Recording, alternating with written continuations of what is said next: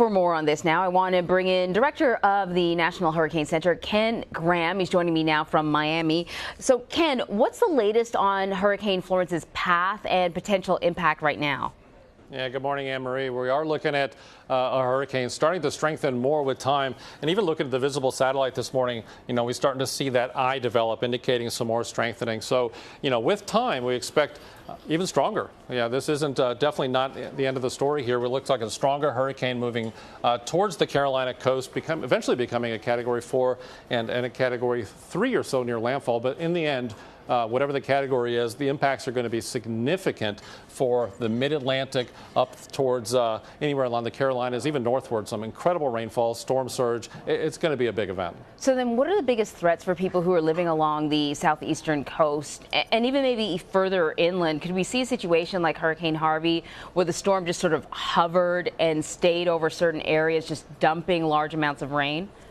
I think that's one of the problems we're dealing with. It's really interesting, Anne-Marie, when you look at the distance between these dots, the further apart they are, the faster the storm. When they're closer, it's slower. And notice we get a little closer once we get inland. That's trying to tell us that the system's going to slow down a little bit once making it inland. And that's why we have some of these high rainfall totals.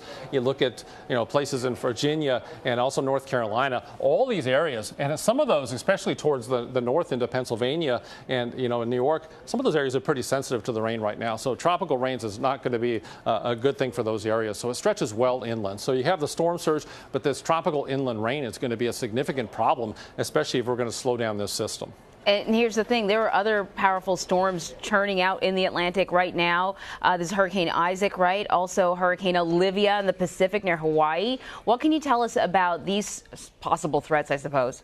Yeah, you were looking at Hawaii being impacted with some of those rains with Olivia. And another one we're looking at also is Isaac, possibly this week impacting some of the islands as well. But I tell you, there's another one that we really need to talk about, and you can kind of see a hint of it here on the rainfall map. We have a little disturbance that's going to enter the Gulf of Mexico, and it's going to stir things up a little bit. Could be a depression by the time it's all said and done. So notice we got a couple bullseyes on this map. We're also looking at maybe some heavy rainfall along the Texas coast as well. So we're definitely, right today, we're in the peak of hurricane season, and I'll tell you, we went from not a whole lot in August to lighting up the map, so to speak, in September. Yeah, Mother Nature is making up for lost time or something like that.